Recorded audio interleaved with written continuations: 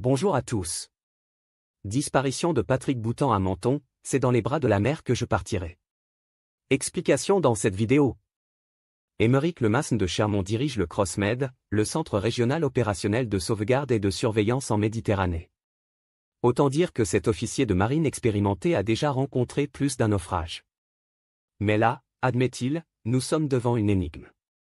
D'ordinaire, quand un bateau coule, on retrouve toujours une trace, une épave, un indice. Là, rien. Absolument rien. Cette disparition totale, pour moi, c'est une première. Il faut pourtant se rendre à l'évidence. Patrick Boutan et son Quicksilver n'ont pas simplement chaviré, ils ont été effacés de la surface de l'eau. Le 20 novembre dernier, ce grand-père de 64 ans, passionné de pêche, passe la matinée sur le port de Menton. Vers midi, il rentre déjeuner sur les hauteurs de la ville avec son épouse, Michel. À 15h30, comme l'après-midi s'annonce radieuse, il décide de prendre la mer. Je ne rentrerai que vers 20h, dit-il. Je vais profiter du soleil pour titiller le calamar.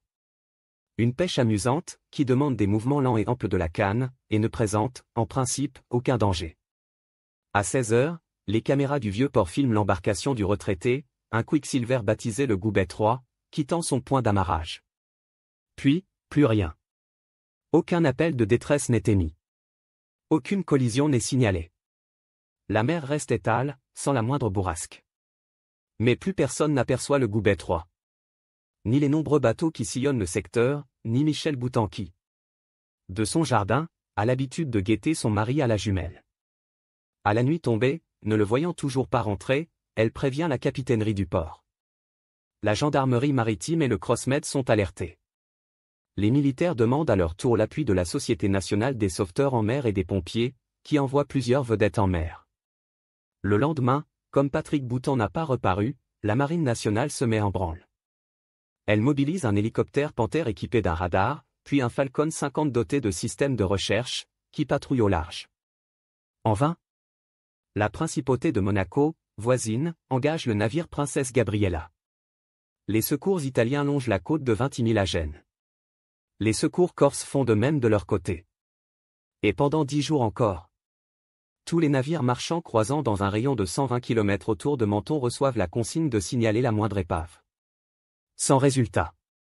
On ne relève aucun indice, pas même l'irisation superficielle qui signale d'ordinaire une nappe de carburant. C'est incompréhensible.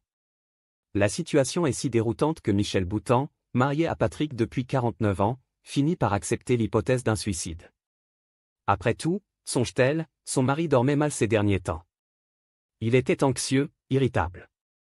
Depuis un accident de moto, il souffrait beaucoup d'une broche de métal implantée dans sa jambe. Une opération destinée à la rafistoler, en 2022, lui avait causé une grave infection. Il redoutait une seconde intervention programmée pour février 2024. A-t-il alors choisi de mourir ? En 2018, sous une forme poétique, Patrick évoquait peut-être cette éventualité sur Facebook, avec ces mots. C'est dans les bras de la mer que je partirai. Le problème, c'est que l'hypothèse d'une mort volontaire ne cadre pas avec le profil du disparu. Ex-militaire de carrière, le papy pêcheur avait gardé, de ses 30 ans dans l'armée de l'air, le goût de la discipline et un physique d'athlète. Tous les matins, il faisait des tractions sur une barre installée dans son jardin. Il rangeait ses affaires au cordeau. Il n'était pas du genre à fléchir. Son bateau n'était pas non plus du genre à sombrer facilement. Le Goubet 3 est une embarcation en fibre de verre de 6,50 m de long, avec cabine de pilotage et moteur Honda de 100 chevaux.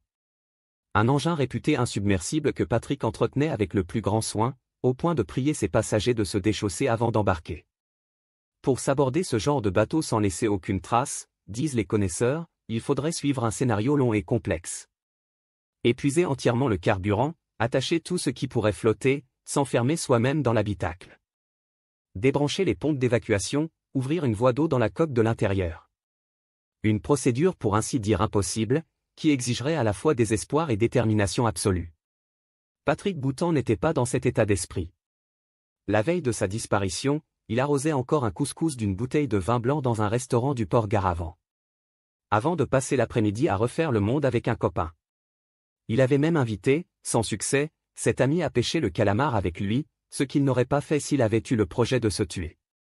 Sur le port de Menton, autour de l'amicale des plaisanciers et du CPSM. Le club de pêche de Patrick, on entend circuler les rumeurs les plus folles. Certaines, absurdes, prétendent que Patrick menait une double vie et qu'il a rejoint sa maîtresse en Afrique. Ou bien qu'il a mis sa mort en scène parce qu'il était criblé de dettes.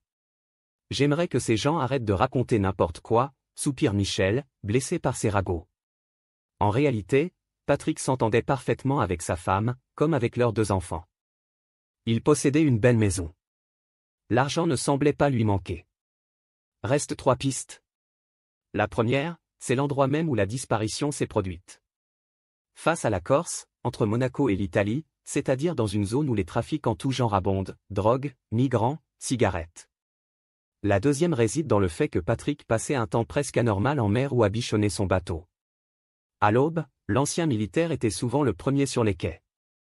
L'amicale des plaisanciers et le club de pêche lui fournissaient un prétexte pour entrer et sortir du port toute la journée. Il ne quittait les lieux que le soir venu. Comme s'il en avait assuré la surveillance. Les derniers temps, raconte Michel, il se relevait carrément la nuit pour observer le Goubet 3 à la Jumelle, pendant des heures. J'ai peur qu'on me l'abîme, disait-il. Dans un film d'espionnage, on en déduirait que le bateau lui servait de boîte aux lettres ou de cache. À moins que son propriétaire ne l'ait tenu paré en permanence pour on ne sait quelle mission. Patrick Boutan était-il un agent des services de renseignement? Son passé de militaire n'autorise pas à balayer l'hypothèse d'un revers de main. La troisième certitude, c'est que depuis quelques mois, le retraité était tendu, certains disent même parano. Comme s'il s'était senti menacé. Ou qu'il avait attendu nerveusement un ordre, un signal. Durant l'été, explique un habitué du port, Patrick s'est mis à louer son bateau à des touristes. Mais il refusait absolument de leur laisser les clés. Il tenait à le piloter lui-même. Encore un signe que l'embarcation représentait, ou contenait, quelque chose de crucial pour lui. Il restait à bord pour jouer les skippers, ajoute un informateur. L'ennui, c'est qu'en agissant ainsi, il faisait de la concurrence aux skippers diplômés du secteur, et que certains se sont énervés. Au point de vouloir couler le Goubet 3?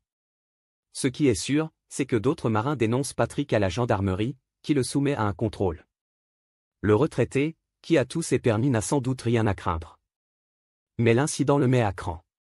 Fin août, la tension monte entre lui et un jeune gars du port, Aurélien, qui se jette sur lui pour le frapper.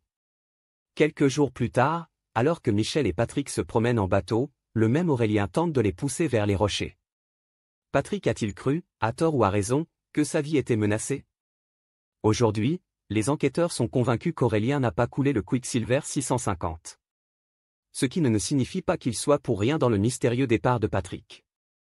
Autre certitude, le 20 novembre 2023, Patrick Boutan a organisé sa disparition. Il a retiré les mots de passe de son ordinateur et de son téléphone, comme s'il avait voulu qu'on puisse y accéder librement. Il a laissé chez lui ses papiers d'identité et son portable. Au port, il a abandonné ses clés sur le contact de son scooter, sans doute pour permettre à ses proches de récupérer facilement le 2 roues. Trafic? Mission? Suicide? Michel, sa malheureuse femme, a officiellement admis la thèse d'une mort volontaire. Mais le soir, inlassablement, elle continue de scruter la Méditerranée à la Jumelle, à la recherche de la coque blanche du Goubet 3. Merci d'avoir regardé, n'hésitez pas à partager la vidéo avec vos amis et à vous abonner à notre chaîne pour ne manquer aucune de nos futures vidéos.